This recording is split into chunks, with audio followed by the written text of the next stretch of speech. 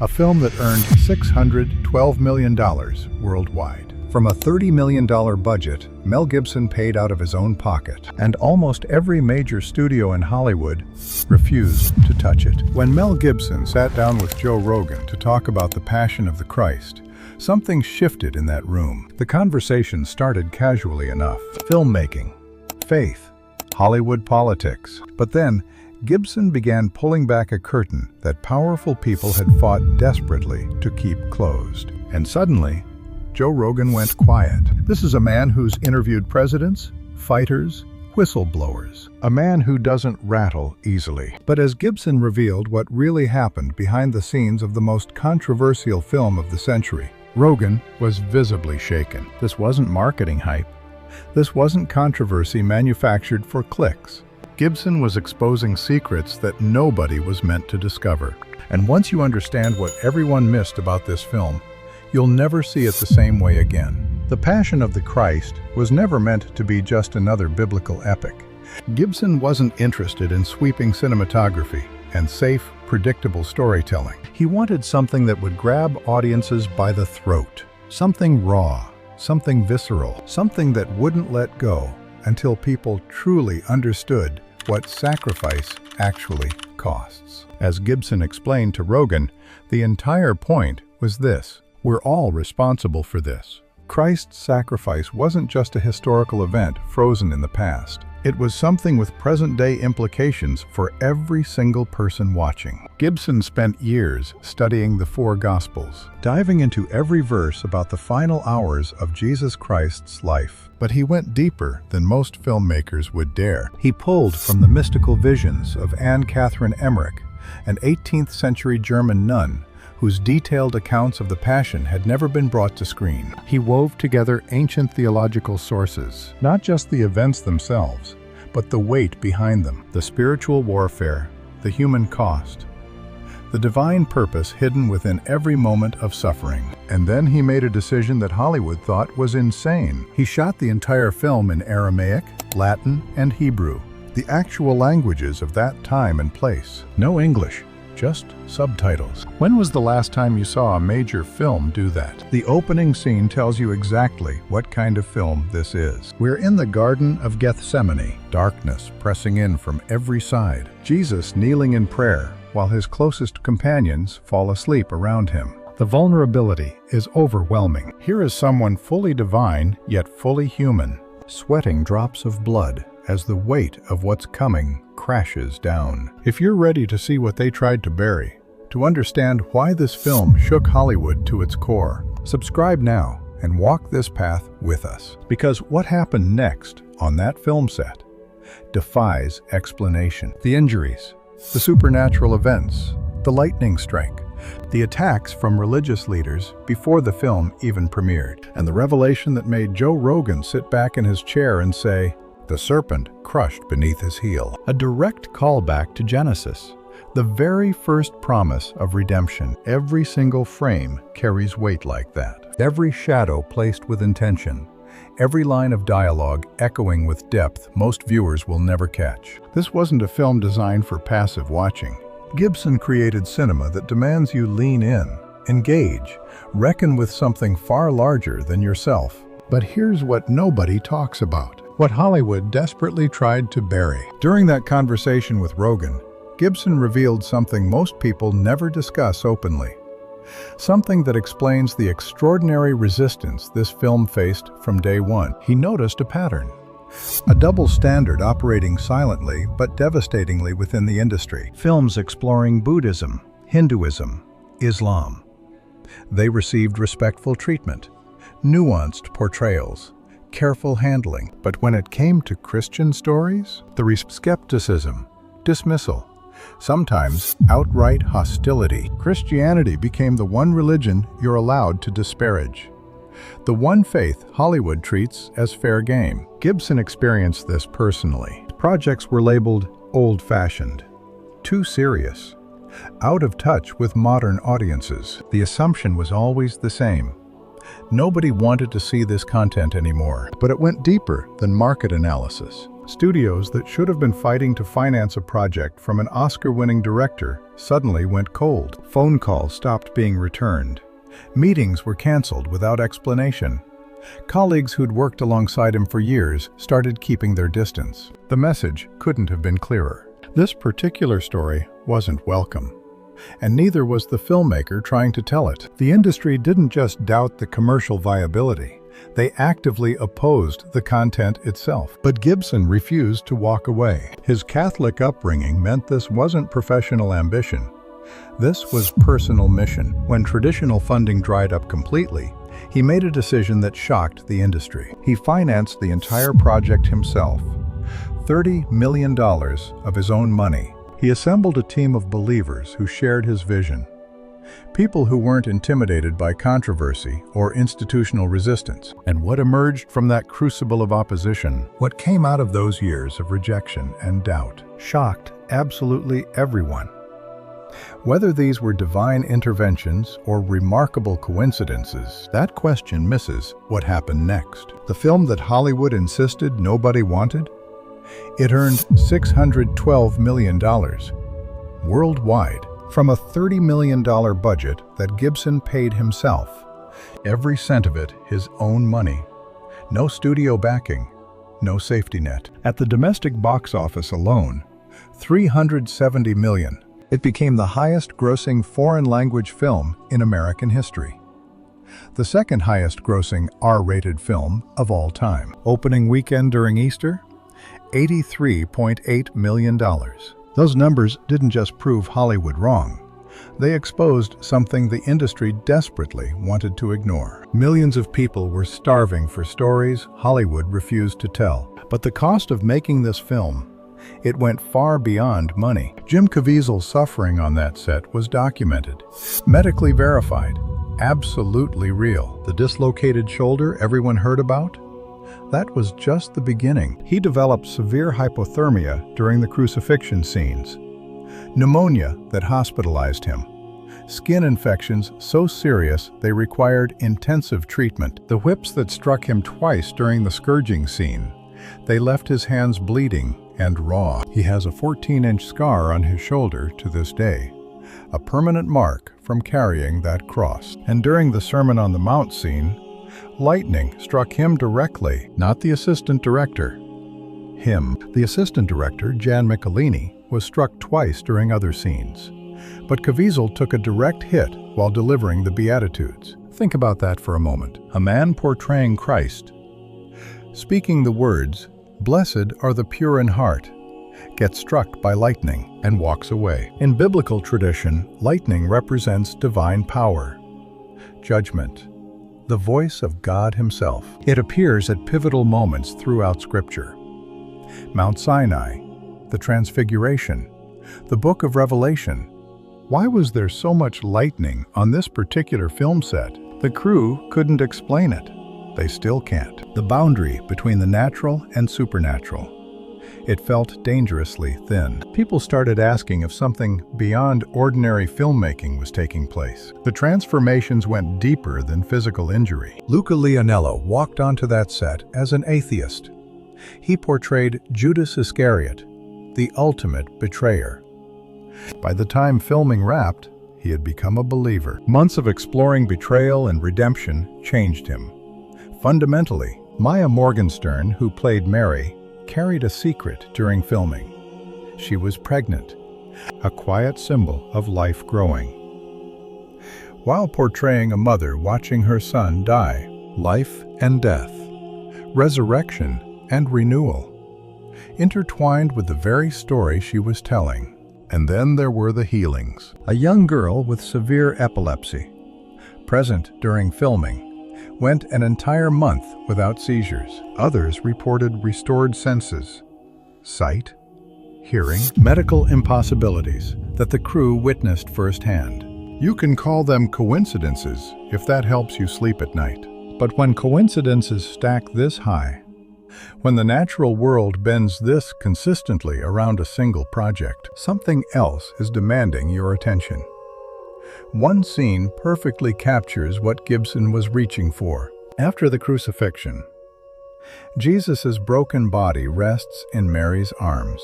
The composition echoes Michelangelo's Pietà. But this isn't marble. This is flesh and blood and grief, devastation and dignity in a single frame. Human sorrow meeting divine purpose. It transcends religious tradition entirely.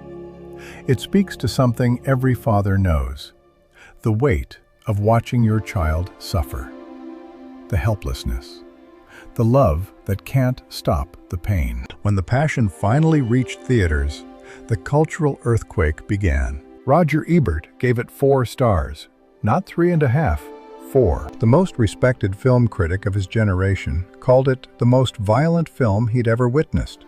But he also wrote something remarkable. He said he'd never truly understood the depth of Christ's suffering until he watched Gibson's unflinching portrayal. Here's what nobody talks about. Ebert wasn't religious. He wasn't watching through the lens of faith. He was watching as an artist evaluating another artist's work, and it shattered him. Other critics praised Gibson's directorial vision. They compared him to the masters of spiritual cinema. But from the opposite direction, the backlash was building. Before the film even released, religious scholars gained access to the script. The Anti-Defamation League raised alarm bells. Paula Fredrickson from Boston University went public with concerns. They weren't objecting to the violence. They were warning that certain portrayals could reinforce dangerous stereotypes, the kind that had fueled centuries of persecution. 5 theologians from Fordham produced an 18-page analysis. They focused on one scene in particular, the crowd shouting, "His blood be on us and on our children." Matthew 27:25, a verse that had been weaponized throughout history to justify unspeakable violence. Gibson pushed back hard. He said his intent was to show humanity's collective responsibility, not to single out any group. But he also said something else, something that revealed his entire philosophy. This wasn't documentary. It was theological meditation through cinematic language. The scene with Judas being tormented by demonic children? Not in the Gospels. Gibson drew from Anne Catherine Emmerich's mystical visions, from centuries of Catholic tradition, from the 14 stations of the cross. He was painting with symbolism, exploring spiritual warfare, guilt, redemption, the invisible battle behind visible suffering. And here's where it gets fascinating. Different people walked into the same theater and watched completely different films. Some people called it spiritually transformative. Others found it deeply problematic. Almost nobody walked away neutral. And that's exactly what revealed something Hollywood never expected. The intensity of the debate didn't kill the film, it amplified it. People who would never consider watching a religious film suddenly felt compelled to judge for themselves. Church groups organized mass viewings. Religious leaders delivered sermons analyzing every frame. Media outlets ran story after story, dissecting the violence, the theology, the controversy. Gibson had created something that absolutely refused to be ignored. $612 million at the global box office. On a $30 million budget, he financed himself, the second highest grossing R-rated film of its time. But here's what matters more than the money. Gibson isn't finished. In fact, he's only getting started. For 6 to 7 years, he and screenwriter Randall Wallace have been developing something even more dangerous. A film about the resurrection, not told through conventional storytelling, but as a cosmic exploration of the eternal battle between good and evil. Gibson described it as incredibly ambitious. It spans from the fall of the angels to the death of the last apostle. This isn't a sequel. It's an expansion into territory mainstream cinema has never truly attempted. He wants to show how that singular moment in history connects to everything before and after. Ancient texts, theological debates, historical research. A narrative that challenges audiences to see familiar stories through entirely new eyes. For Gibson, the Gospels aren't mythology, they're history, evidenced by the unwavering testimony of the apostles, all of whom died rather than deny what they witnessed. He asked Rogan directly, who dies for something they know is a lie? Think about that question. 12 men, brutal executions, not one recanted. That question alone, Gibson believes, validates the supernatural claims at the very heart of Christianity. The resurrection remains the most challenging aspect of faith for many people. Someone executed, buried, then walking out of a tomb. It defies the natural order completely. Gibson admits that for much of his life, he accepted these claims because others believed them. But over time, he sought his own understanding. That personal journey now shapes everything he creates. He isn't interested in preaching to the converted. He wants skeptics and believers alike to wrestle with profound questions about existence, meaning, and what happens when life ends. Jim Caviezel has confirmed he'll return to play Christ again, if the project gets made. But here's what nobody caught in that Rogan interview: the detail everyone missed while focusing on the violence and the controversy. So what was the hidden truth that shook Joe Rogan? What brought visible emotion to a man known for staying composed? It wasn't one revelation. It was the weight of everything combined. The truth that Gibson stood virtually alone against an entire industry that wanted this story buried. The truth that supernatural events occurred during filming. Events that defy rational explanation. Lightning striking, not once, but twice. Jim Caviezel's shoulder dislocating on camera during the crucifixion. An atheist crew member converting on set after witnessing something he couldn't explain. The truth that art created with genuine conviction can transform lives in ways commercial entertainment never will. Gibson didn't make this film for box office records. Though it earned $612 million worldwide on a $30 million budget, he funded himself. He made it because some truths demand to be told, even when telling them costs you everything. The truth that faith sometimes requires suffering, that speaking honestly means risking your career, your reputation, your future. That some stories justify any sacrifice required to bring them to light. These truths cut through the noise of our cynical age. They reminded Rogan and millions of listeners that sincerity still exists in a world dominated by image management, that people still create art for reasons beyond profit. That conviction still moves mountains, and that sometimes the most controversial stories are exactly the ones most desperately needing to be heard. Gibson's journey represents something increasingly rare, a complete refusal to compromise. He refused to play it safe, refused to let studio executives dictate which stories deserve telling and which should be silenced forever. The Passion of the Christ forces viewers to confront uncomfortable realities about suffering, about sacrifice, about redemption. It offers no easy answers, no comfortable reassurances. Instead, it demands that we wrestle with difficult questions. Questions about human nature, about divine purpose, about the price of salvation. Questions most entertainment actively avoids. More than 2 decades after its release, the film remains divisive. Some view it as an absolute masterpiece of spiritual cinema. Others see it as deeply problematic. Both perspectives contain elements of validity. But here's what matters.